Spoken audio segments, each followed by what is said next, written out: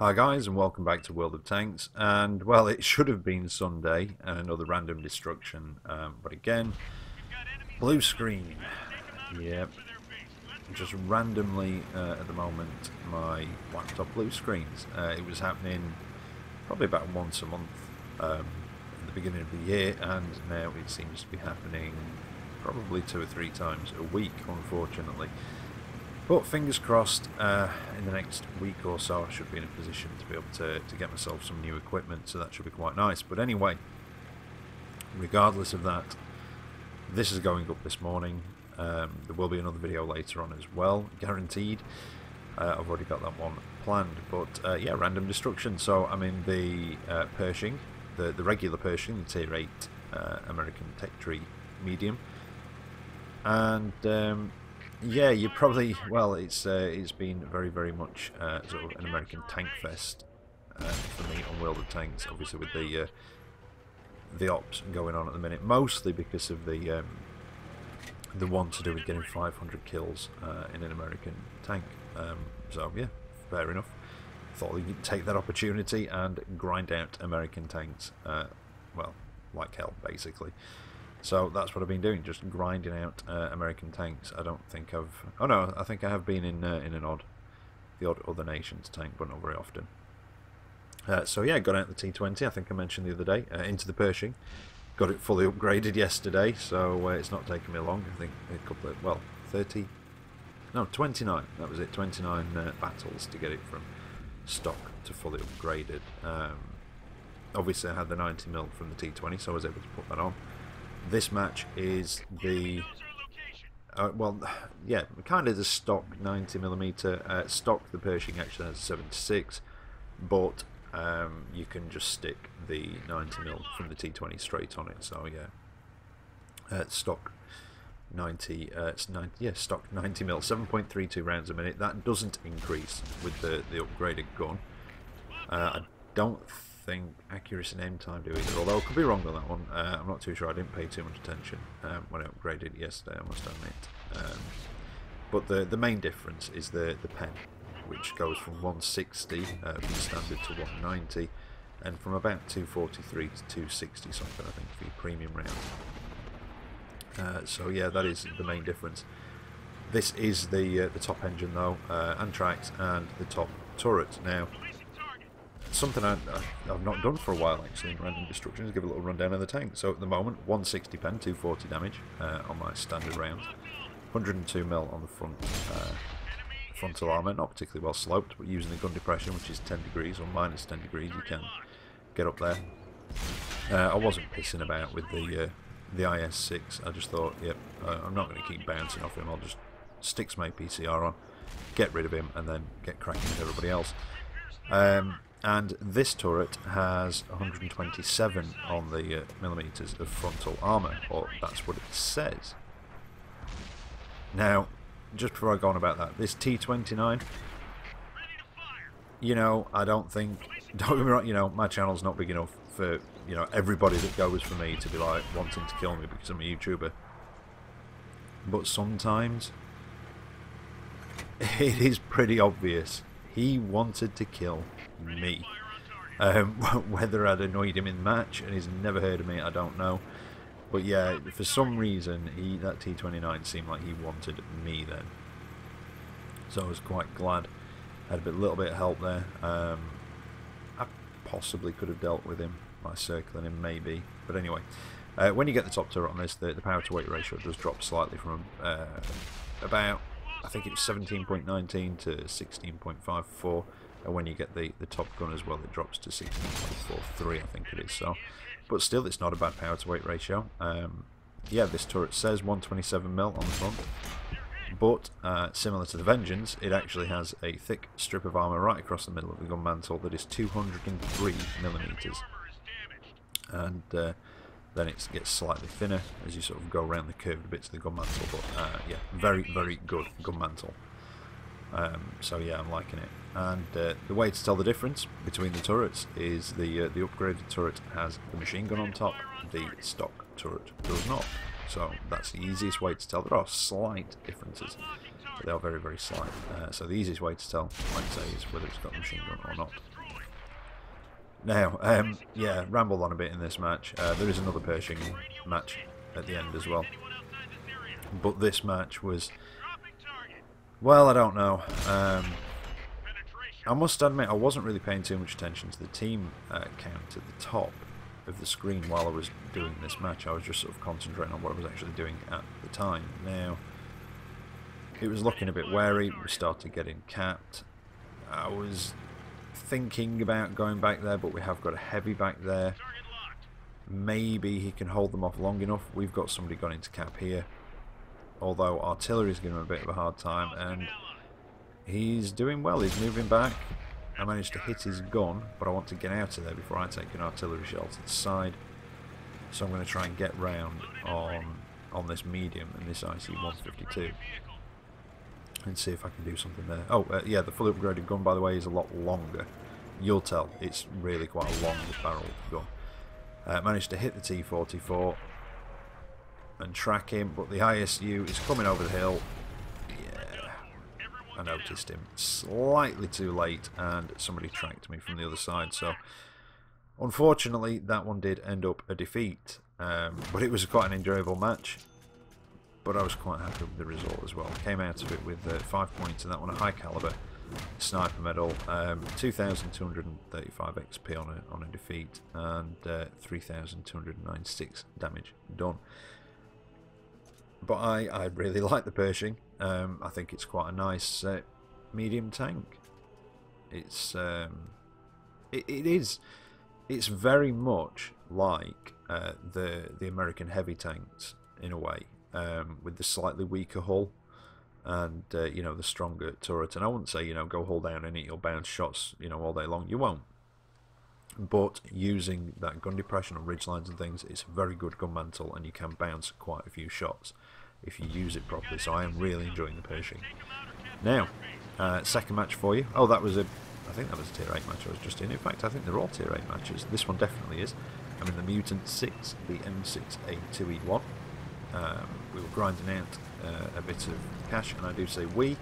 My lovely wife is also in this match, and she's in her freedom. There she is, keeping an eye out for me, for where I was, and we were just figuring out which way we were going to go.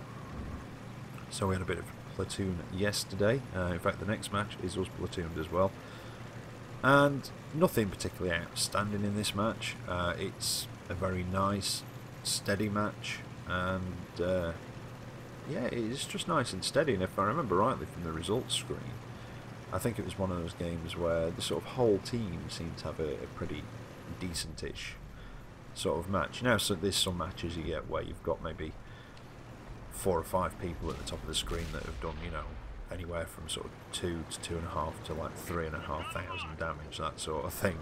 And then everybody else on the team's like 300 or 400.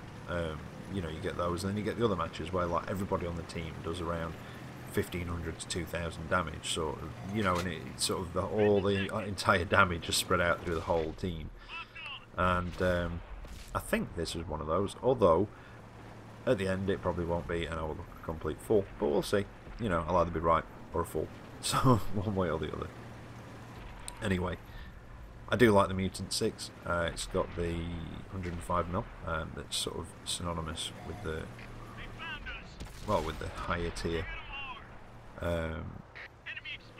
Yeah, I was going to say higher tier, mid tier, whatever. Basically, it's that 105mm that's on the T29, it's on the T32, it's on the T25AT, just with different, well, varying rates of fire and accuracy, etc., etc. Now, on the Mutant 6, it is slightly lower rate of fire than it is on the T29, which is in turn slightly less rate of fire than the T32.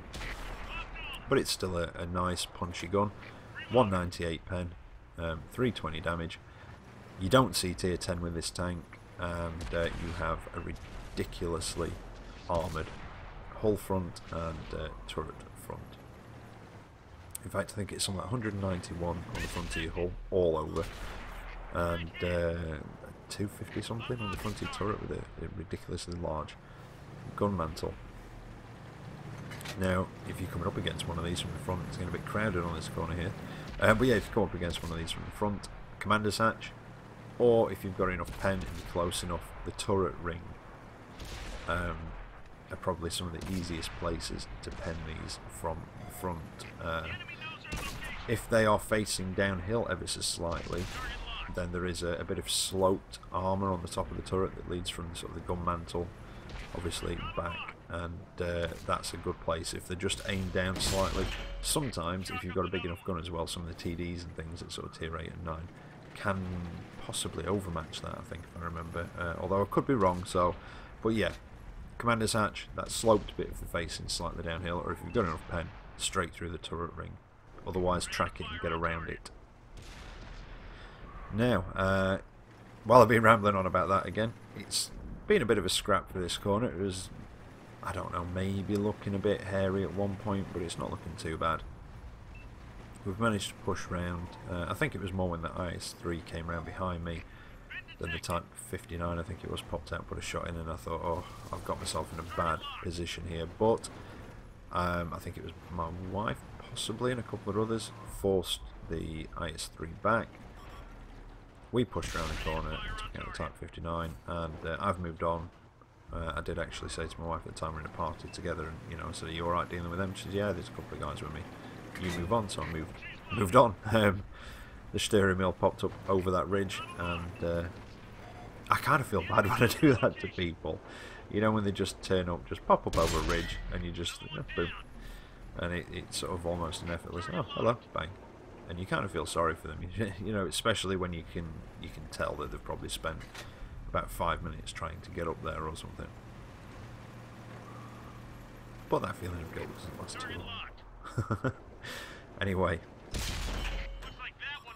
moving along. Well, yeah, it's not been too bad a match for our team. We've got quite a few guys left. In fact, we've got a 6 tank lead. And there's only 3 enemy heavies left. One of them is the IS-3.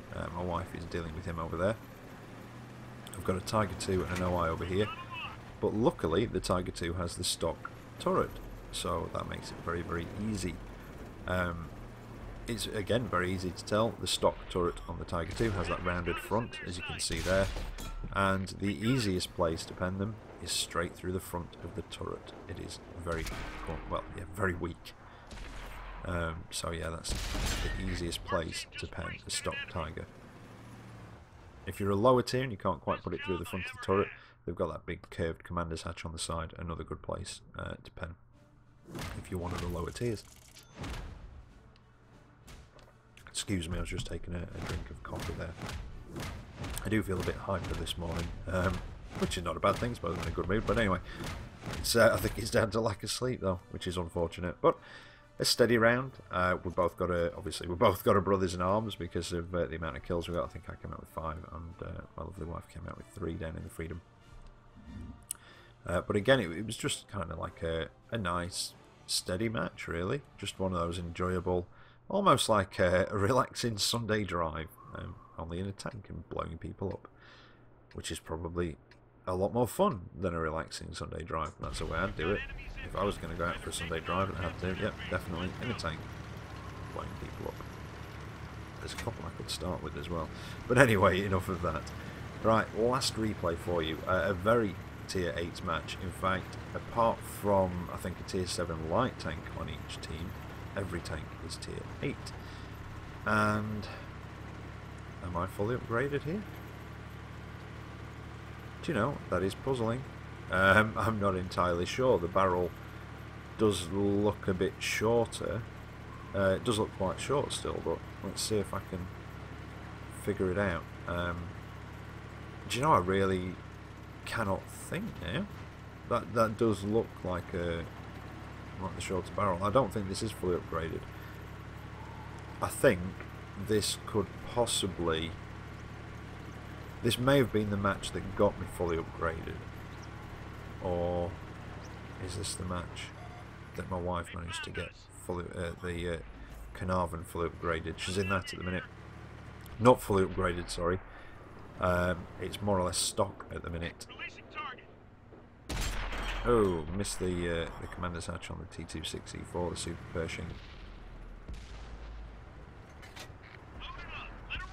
I don't know, that barrel does look about the same length as it was in the first one. So again, like I say, this could have been the one that allowed me to get this fully upgraded, because that barrel does look a bit shorter, maybe.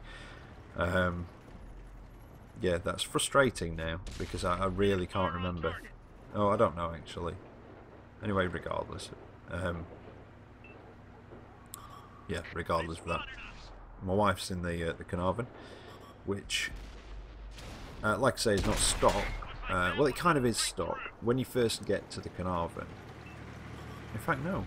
Not when you first get to the Caernarvon, I don't think anything is unlocked, unless you've been a certain distance down the British medium line, which is what I'd recommend. Go down the British medium line first. If you're going to go down the heavy line, it makes the heavy line grind a lot more bearable, especially with regards to Caernarvon Conqueror. It makes it a lot more bearable, because they are horrible grinds. No, that is the, yeah, that's definitely the fully upgraded gun, so I'm working with 190 pen here. But yeah, she's in the Caernarvon. So when you get to the Caernarvon, you've got one upgrade sat on its own down at the bottom, which is the top turret, the Centurion Action 10 turret, I think it is. And I think it's a 20 pounder type A. But that's it. So that's what she's working with in this match. And then when you basically get enough for the upgrade above that, the first sort of upgrade back in the main line, it's the same price as the one after it, so you can basically just stick that on. So she's now got the, not the top engine, the mid engine, top tracks, top turret, and the 20 pounder type A. But it is painfully slow with the stock engine, the Caernarvon. It's not too bad when you've got it full upgraded, but with the stock one it is pretty painful. Now we've managed to push through the Magic Forest, and you know, I don't want to give any early projections at this point. I don't like to try and think, yeah, we're going to win this or we're not. You know, just play it and see what happens. But it's, you know, I'm looking at the team spread and what we're doing and what have you, and I'm thinking, you know, this is turning out to be quite an enjoyable match. It might be quite a tough fight, but you know, I'm enjoying this. Like I said, we've pushed through the Magic Forest there. And I'm just using this ridge, although I'm not in the best position. When I was, I think it was slightly over to the right possibly, I could pop up and just use my gun depression to get my gun over there and just leave my sort of turret showing, which is the strongest part of this. Like I say, you've got a good strip of, quite a wide strip of armour across the middle of your gun mantle. It's 203. And it sort of phases back at about 160 something, back to the 127 of the actual turret. Now I think this is a slightly better position. I think he did hit my commander's hatch there though. But I managed to take down one of the TVPs. There is another one up there as well though. But I think he's going behind the building.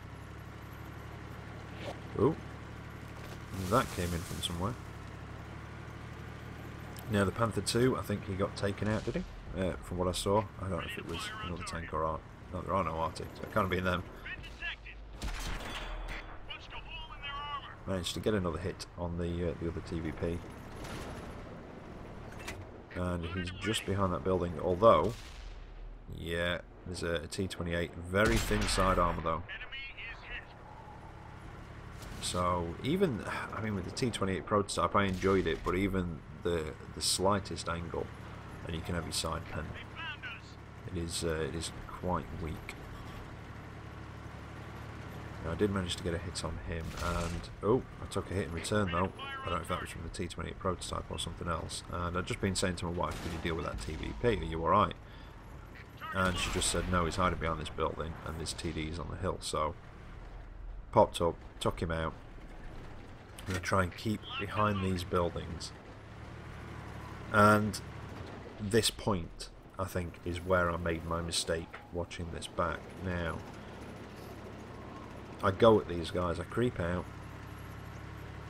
I think there's a Borsig on here as well. That's what I was concerned about. There's a T-28 prototype over the other side who's coming around. I know there's a Borsig right up at the edge of the map, but I was pretty sure there was one around this hill as well, or just over the other side, and there he is. Now, instead of coming straight at the hill, and doing it this way and trying to sort of use this ridge and my gun depression, what I should have done, looking back, and I really should have done this, is from that building maybe backed up a little bit because they were the other side of the hill, and headed right off towards the south side of the map, the K line, right along there. Come up that K line, up along the edge of the map, and into the trees over on the left where there are some dips. There's some hollows and there's some knolls and rises, and there's also cover, soft cover, and obviously with the sort of hollows you can get down and use the gun depression. That's what I should have done, and I put myself in a bad position.